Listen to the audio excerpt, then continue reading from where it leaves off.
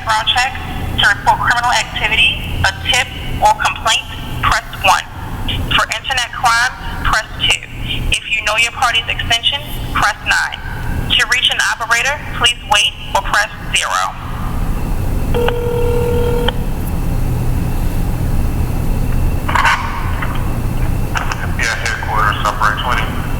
Yes, Operator 20. I've been receiving these emails, and I know this is a scam, but the scam also includes a threat. And today I received an email which has a person's bank account where I'm supposed to send money or I'll be arrested. Yeah, that's a scam, sir. I know that's a scam. The FBI doesn't get involved in stuff like that. But the thing is, this is an account that I'm supposed to send money to. And I'm just wondering if the FBI would be interested in getting a hold of part of this ring. I've been working, I'm a journalist, and I've been working on a book about internet scams, and I have since 2011. And one thing that I have noticed is that local law enforcement and federal law enforcement are just not interested in protecting the public against this. And what the public is supposed to do is contact the FTC where information is put in a file where it is never dealt with again. And you know, apparently there are people in law enforcement who feel that if people are so gullible or ignorant or whatever, we shouldn't have to protect them. But I think you should. That's why we pay taxes. So I'm just wondering, what do you do about cybercrime besides make a file which the FTC places in a filing cabinet, and then nothing happens to people who are literally taking billions of dollars out of the economy every year? And whether they're taking that money from people who are gullible or ignorant or greedy is not important. What's important is that a crime's going on, and I've been told by Interpol that you guys just won't work with them. You won't work with Interpol. And in order for Interpol to get involved, an American citizen has to get the federal government interested enough in this to actually want to do something about it. And you're just not. You've got a cybercrimes division, but you're not interested in protecting people who are just average citizens, just like the government isn't interested in protecting the average investor from AIG.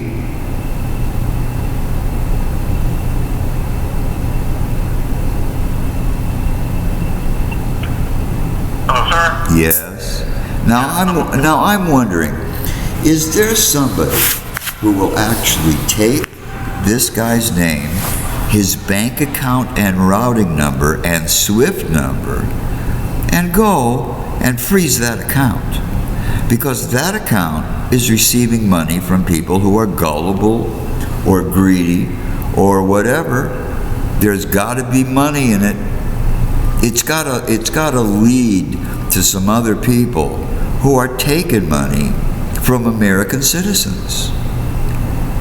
I mean, I hate to have to write this in my book.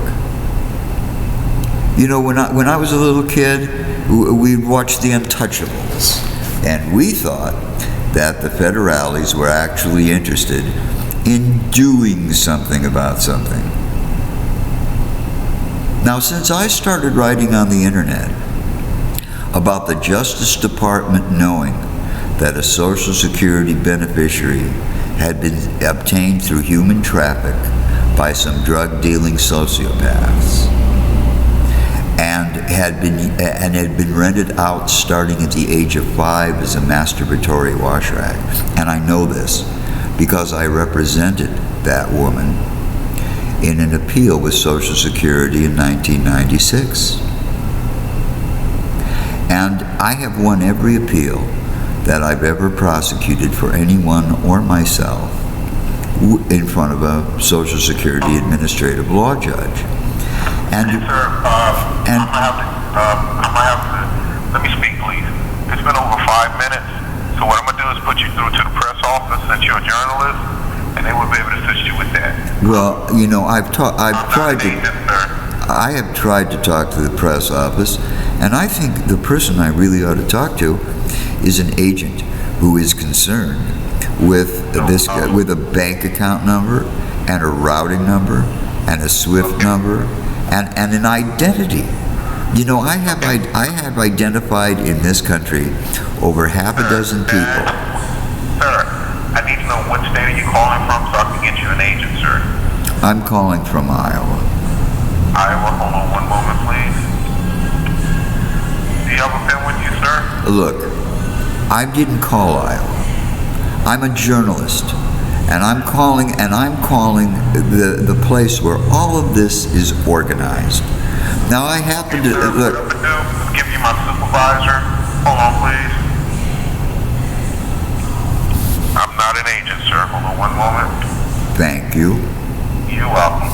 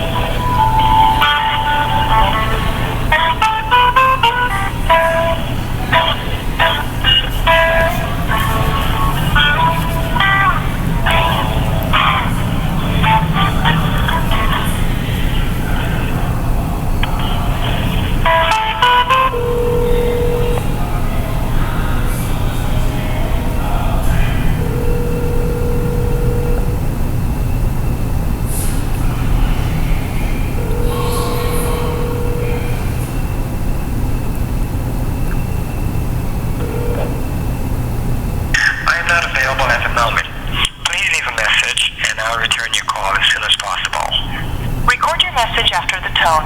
When you've finished, you can hang up or press 1 for more options. Well, it's interesting to know I didn't get your name. You could be anybody. Any kind of flack catcher that a citizen calls who has a legitimate tip. I received word that I'm supposed to send some scammers in Benin money through an American bank account. Now, I have that account number and routing number and a SWIFT number. I also have the person's name the account is allegedly in. My name is Dmitry Ivanovich, at least it is on the web. And I'm going to be putting the video that I'm making of my talking to the Federal Bureau of Investigation on YouTube very soon. As a matter of fact, almost immediately. I've been working on a book about these internet scams since 2011. I've compiled a lot of data. And what I've been able to find out is that Interpol is kind of hamstrung in dealing with these people who have an international ring because the federales want to have a pissing contest with them. That's basically how they put it. Now, I have identified at least a half a dozen people who collect money in this country from facilities like MoneyGram and Western Union. I've also been able to identify a number of people who send financial instruments that have been altered, like Western Union money orders, etc. Yet, when I called the local police in the city where these articles were generated, in America, the local police don't want to do anything about it. The federal police don't want to do anything about it. But what is really amazing is that as a journalist, and I became a journalist in 1996, after I had learned about how the Justice Department knew that a Social Security beneficiary had been obtained through human traffic and was being rented out at the age of 5 as a masturbatory wash rag. And I got this information from a very large Social Security file, which had Justice Department documents in it. And the Justice Department and the Department of Census knew that the person who claimed to be the beneficiary for this person was not. And when they had informed the local office that they should find another payee because Ruth Butler wasn't kosher,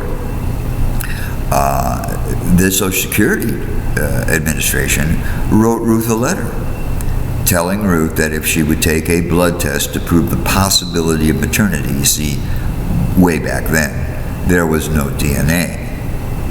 If she could prove the possibility of maternity, around $12,000 would be hers to do with as she pleased, since at the time, Wanda Butler was 29 years old.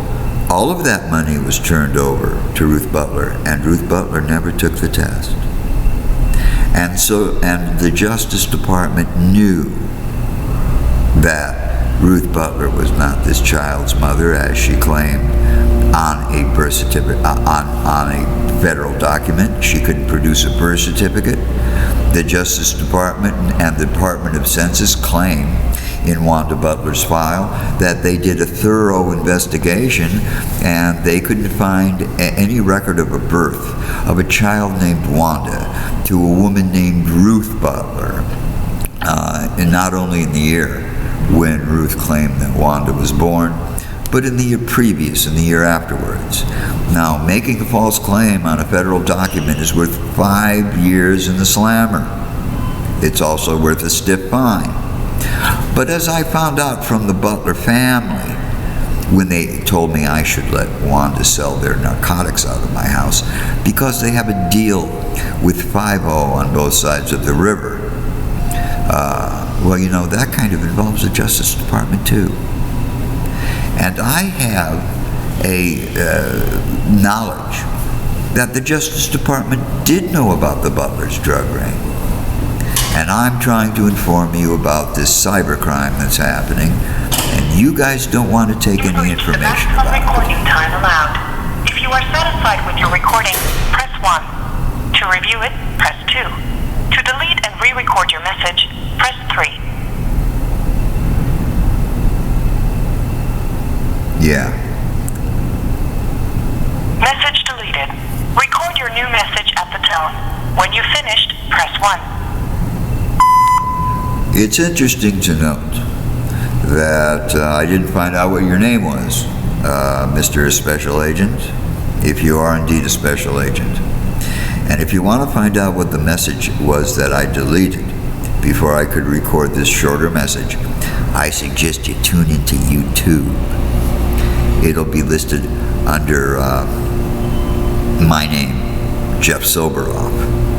And I know you guys don't like me, but that's basically because I wrote the truth on my website about how the Justice Department and Health and Human Services, DHS, and Social Security, the grandmother of all health and human services, of them all, allowed a child to be raped all of her life. And how the Justice Department refused to prosecute people whom the Butler clan did tell me have a deal with 5-0 on both sides of the river so they could sell whatever narcotics or whatever contraband substance they want. And right now Wanda is a virtual slave at the mercy of these people. And I'm not going to give this up. Not as long as Interpol wants to indicate to me that they can't do anything about cybercrime in the countries that they're overseeing, because when they try to deal with the federal government of the United States, you guys turn it into a pissing contest. Now, as I said, this entire video that I'm making, trying to contact someone on the phone about a serious crime that's being committed internationally. But, you know, the people in this country are in this country.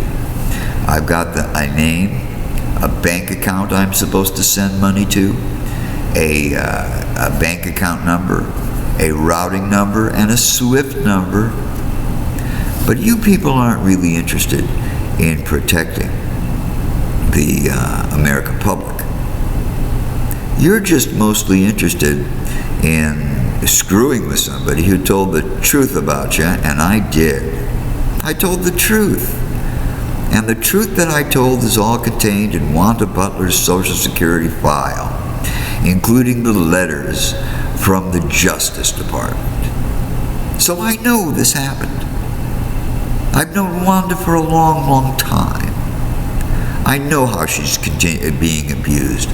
Now you can reach me at, and I'm going to discontinue this because I don't need everybody on YouTube to know my telephone number. But you can reach